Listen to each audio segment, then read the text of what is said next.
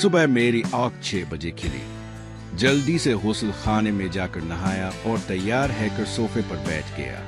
थोड़ी देर बाद मीनाक्षी अंदर आई। इसके हाथ में नाश्ता था।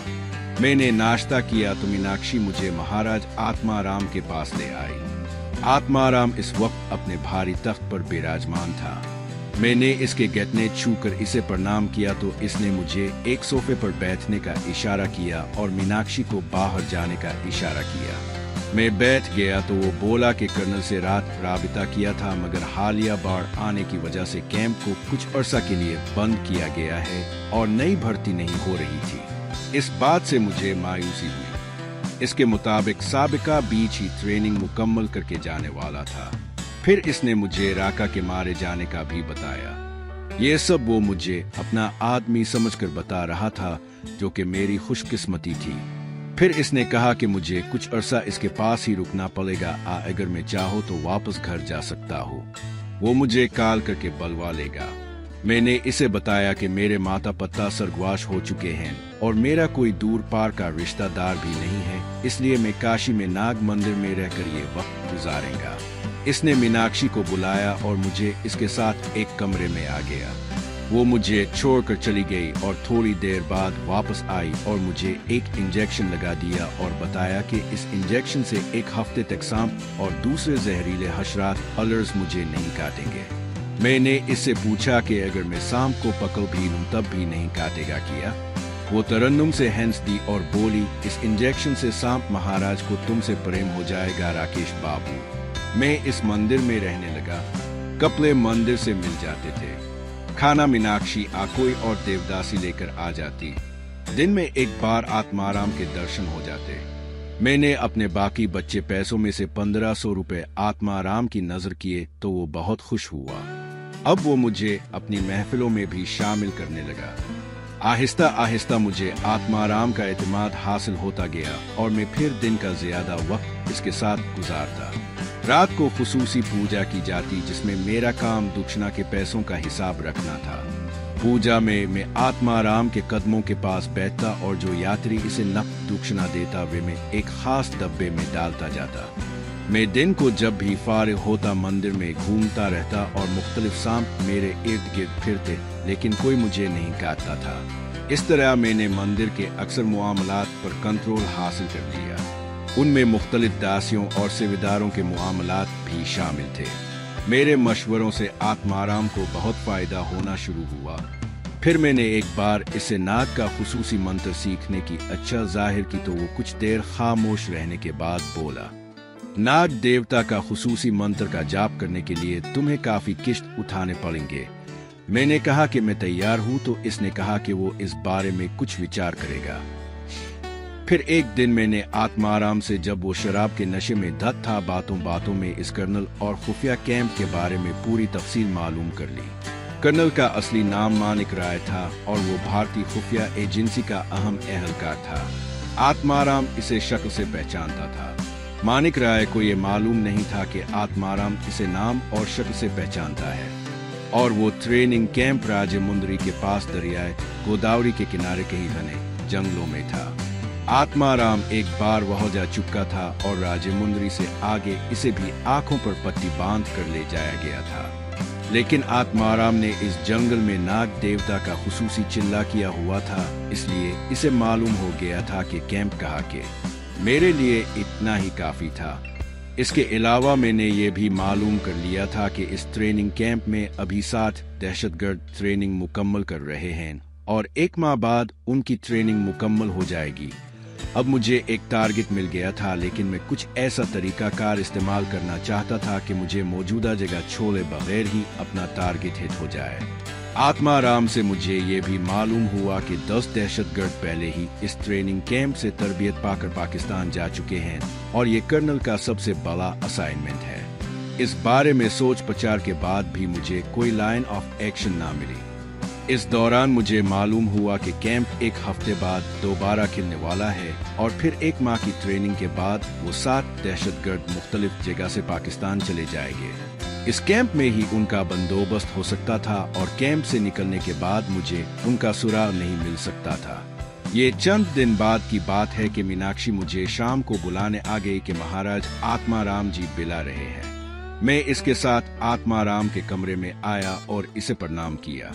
मीनाक्षी वापस चली गई तो आत्माराम ने मुझसे खैरियत दरियाफ्त की और बैठने का इशारा किया। इसने कहा कि मुझे इसका एक काम करना होगा। मैंने काम पूछा तो इसने कहा कि इसका एक मित्र अर्जुन कुमार नाम का मदुरई के मशहूर मीनाक्षी मंदिर में पुरोहित है। इस तक मैंने आत्माराम की एक चीज बहिफाजत पहुंचानी है। आत्माराम मुझ पर अब बहुत एतमाद करने लगा था। इसने कहा कि वही पुरोहित मुझे नाग देवता की मंत्र का जाप राजमुंदरी के जंगल में गिराएगा। अब मेरा टारगेट के नजदीक पहुंचने का बंदोबस्त हो गया था। इसके अलावा आत्माराम के बकौल मुझे इस पुरोहित से काफी शिक्षा यानी इल्म भी मिल सकता था। मैंने इस बात में जवाब दिया तो इसने कहा कि मुझे आज रात को ही मदुरई जाना होगा। इसके लिए मुझे पहले काशी से 35 किलोमीटर दूर साबिका मुगल सराय जंक्शन के स्टेशन पर जाना होगा, जिसका अब नाम पंडित दीनदयाल उपाध्याय जंक्शन है। वहां से रात 11:15 बजे दानापुर से आने वाली सिंगा मित्रा एक्सप्रेस ट्रेन पर पहले 2 दिन में बंगलोर और फिर बंगलोर से मदुरई जाना होगा। ये कल 2.5 दिन का सफर बन जाना था। इस वक्त रात के 9 बजे थे। फिर आत्माराम ने मुझे तैयार होने का कहा। मैं इसे प्रणाम करके वापस कमरे में आया।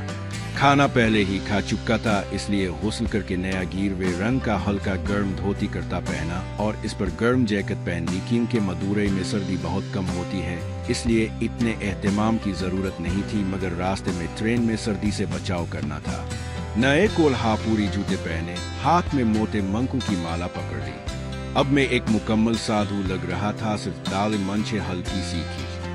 फिर मैंने अपना उतारा हुआ लिबास इत्या और अपनी जरूरी चीजें, शनाख्ती कार्ड, फोन और 3000 रुपए जो मंदिर में आत्माराम ने दिए थे, सबको नए करते और जैकेट की जेबों में रखा और लिबास को एक अलमारी में ठोसा। अब इसे कोई देवदासी ले जाती और धोकर इस्त्री करके वापस इसी अलमारी में टांग देती। मैंने अपना तनकीदी जायजा लिया, सब कुछ ठीक था और फिर मैं आत्माराम के पास आ गया। इसे प्रणाम करने के बाद सोफे पर बैठ गया। इसके कमरे में 2 देवदासियां भी थी। मीनाक्षी वहां नहीं थी। आत्माराम ने एक देवदासी को इशारा किया तो इसने मेज की एक दराज से एक चौड़ा पैकेट निकालकर आत्माराम को दिया। आत्माराम ने इस पैकेट को उलट पलट कर चेक किया और वो पैकेट मेरी तरफ बढ़ा दिया और बोला, ये पैकेट अर्जुन कुमार को मीनाक्षी मंदिर में जाकर देना है। मैं इसे आज रात फोन कर दूंगा।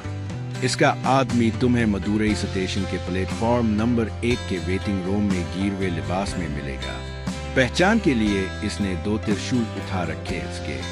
तुमने इसे जाकर प्रणाम करना है तो वो तुमसे पूछेगा कि तुम्हारी क्या सिमसिया है। तुमने बताना है कि काशी के मंदिर का नाग पुजारी का संदेशा आया है। वो पूछेगा कि वो खुद के नहीं आया तो तुमने कहना है अर्जुन जी ने मना कर दिया था। फिर वो तुम्हें अपने साथ मंदिर ले जाएगा। मैंने वो पैकेट जैकेट की अंदरूनी जेब में रख लिया। फिर इसने देवदासी को दोबारा इशारा किया तो इसने एक लिफाफा निकालकर इसको दिया। आत्माराम ने वो लिफाफा मेरी तरफ बढ़ाते हुए कहा, ये तुम्हारा बंगलोर और फिर मदुरई तक की टिकट और सीट की तफसील है। मैंने लिफाफा खोल कर देखा तो इसमें 2 टिकट थे। एक दीनदयाल स्टेशन से बंगलोर सिटी तक और दूसरा बंगलोर सिटी से मदुरई तक का टिकट था। फिर आत्माराम ने लिबास की जेब से पर्स निकाला और मुझे 500 के 4 और 100 के 5 नोट दिए और कहा, ये मदुरई तक जाने और फिर वापस आने का तो मेरे लिए खर्चा है। अब तुम यहाँ से पंडित दीनदयाल उपाध्याय के स्टेशन तक जाओगे। मैंने वो नोट भी लेकर अपनी जेब में रख लिए।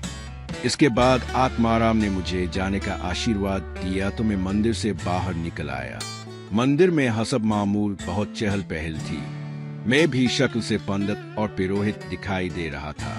इस वक्त रात के 9:30 बजे थे और काशी में जनवरी के इब्तिदाई दिनों की सर्दी पूरे जोबन पर थी। इस वक्त मुझे भारत आए 1 माह हो चुका था। मैंने एक रिक्शा लिया और इसे मुगल सराय यानी पंडित दीनदयाल उपाध्याय नगर चलने का कहा। इसने मुझे 1.25 घंटे में दीनदयाल नगर के स्टेशन पर पहुंचा दिया। मैं किराया देकर रिक्शे से उतरा। रात के 11:15 बजे थे। मैंने जेब से टिकट निकाला और गेट से अंदर दाखिल होकर वेटिंग रूम में लगे टाइम टेबल देखने लगा। संघमित्रा एक्सप्रेस 11:10 पर आनी थी और 10 मिनट बाद 11:20 पर बंगलोर के लिए रवाना हो जानी थी। भारत में पंडित पुरोहितों को करने वाला समझकर बहुत आओ भगत की जाती है। मुझे भी लोगों ने हाथों हाथ लिया। किसी ने सब्ज चाय दी और किसी ने गाजर का हलवा। मैं मंदिर से खाना खाकर चला था, इसलिए थोड़ा थोड़ा ही सबसे खाया। मुझे अच्छा तो नहीं लग रहा था, मगर ये भारत में मामूल था, इसलिए मैं कोई ऐसी हरकत नहीं करना चाहता था कि कोई मेरी तरफ मुतवज्जे हो। जब मैंने अपने भगतों को बताया कि मैं मदुरई के मीनाक्षी मंदिर की यात्रा को जा रहा हूँ, तो वो मेरे और भी मुरीद हो गए। 2 बूंदों ने मेरा टिकट देखकर सीट और बोगी ढूंढने की जिम्मेदारी ले ली, क्योंकि हम प्लेटफॉर्म नंबर 1 पर थे और ट्रेन ने 4 नंबर पर आना था। सब लोग मुझसे अपनी अपनी किश्त बयान कर रहे थे। किसी को कोई बीमारी थी, किसी को कुछ प्रॉब्लम। मैंने अपने दोस्त रामदास के सिखाए हुए इनकी बदौलत उन्हें कुछ जाप बता दिए, जिससे वो मुझे ज्ञानी समझने लगे। मुगल सराय नामी ये स्टेशन अमृतसर देहल कलकत्ता मेन लाइन का अहम तरीन जंक्शन है। एक लाइन वाराणसी काशी से आती है। इस पर सारे शुमाली भारत, दिल्ली, राजस्थान, गुजरात वगैरह से कलकत्ता, पटना और भारत की मशरकी रियासतों को जाने वाली ज्यादातर गाड़ियां आती और जाती हैं, और दूसरी लाइन इलाहाबाद, जो अब पेरयाग हो गया है, की तरफ से आती है। इस पर बम्बे, जो मुंबई कहलाता है, अहमदाबाद, बरविदा जिसे दूधला भी कहा जाता है, और भारत की जनूबी रियासतों कर्नाटक, तमिलनाडु, गोवा और केरला से पटना, बिहार की गाड़ियां आती और जाती है। दूसरी तरफ भी 2 लाइन्स निकलती है। एक सीसराम जंक्शन, थेरी आन सून नगर, रफीगंज से होती हुई गाक जंक्शन और वहां से मुख्तलिफ अतराफ में जाती है, और दूसरी जमनिया दिलदार नगर जंक्शन, बिक्सर आरा जंक्शन, दीनापुर से पटना जंक्शन और वहां से मुख्तलिफ अतराफ में जाती है। मेरी ट्रेन दानापुर से आ रही थी और इसे दीन दयाल नगर से मिर्जापुर, प्रयागराज, चीविकी, सातना, कितनी, जबलपुर, नरसिंहपुर, अतरसी, धोला दूंगली, बीतुल, नागपुर, सेवागिराम, चीदरापुर, बिल्हारशा, रामागंदुम, वरंगल, खम, विजयवाड़ा, ऊनगोल, नीलोर, कुदवर, इराकोनम, कातपली, जूलरपतई, बंगारापेट, कृष्णा राजापुरम से होती हुई 4:15 बजे शाम को बंगलोर के एक नए स्टेशन पर इख्तिताम पजीर हो जाती। इसका नाम SMVT बंगलोर है, यानी सर मोकिशगंदम उशो वैशूरिया टर्मिनल। अगली ट्रेन टूटिकॉर्न एक्सप्रेस रात 9:15 बजे बंगलोर सिटी के स्टेशन से निकलती और अगली सुबह 8 बजे के करीब मदुरई पहुंचती है। इसके रूट में अहम स्टेशन ये हैं।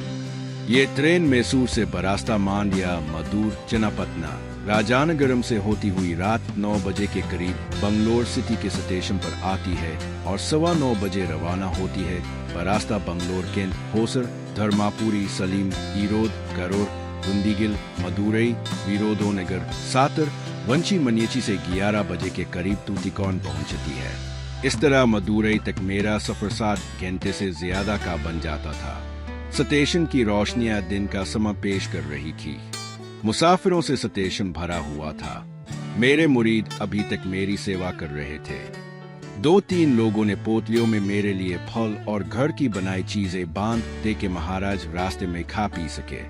ठीक 11:10 पर संघमित्रा एक्सप्रेस धलधलती हुई स्टेशन में दाखिल होकर रुकी तो मेरे मुरीद दोनों में से एक ने मुझे पदयारने का कहा। बाकियों को मैंने आशीर्वाद दिया और 2 लोगों ने मेरा कंबल और पोतलियों का शापर उठा लिया। मैं उनकी मैयत में प्लेटफॉर्म नंबर 4 पर खली संघमित्रा एक्सप्रेस में अपनी सीट पर बैठ गया। इस बार मेरी सीट बर्थ वाली साइड पर खिड़की के साथ थी। इस कोपे में 4 सीटें थी और 2 बर्थ है। दोनों बर्थों और एक सीट पर मुसाफिर अभी आकर बैठे थे। वो 2 औरतें और एक मर्द थे जो विजयवाड़ा जा रहे थे। दोनों औरतों ने मेरे पाए छूकर मेरा एहतराम किया और मर्द ने हाथ बांधकर। वो माँ बेटी थी और मर्द वालिद था। मैंने उन्हें आशीर्वाद दिया और गीता के 2 श्लोक पढ़े। इससे मेरा उन पर असर पड़ गया। मेरे सेवक भी मेरा सामान एडजस्ट करके और मेरा आशीर्वाद लेकर चले गए। मैंने दोनों औरतों को ऊपर वाली बर्थों पर जाने का कहा तो वो दोनों वहां चली गई। महाशय, जिसका नाम विक्रम बाबू था, को सामने वाली सीट पर सोने का कहा और खुद अपने सीट पर कंबल लपेट कर लेट गया। ट्रेन ठीक 11:20 पर दीनदयाल नगर के स्टेशन से निकली तो मैं आहिस्ता आहिस्ता नींद की आहोश में पहुंच गया।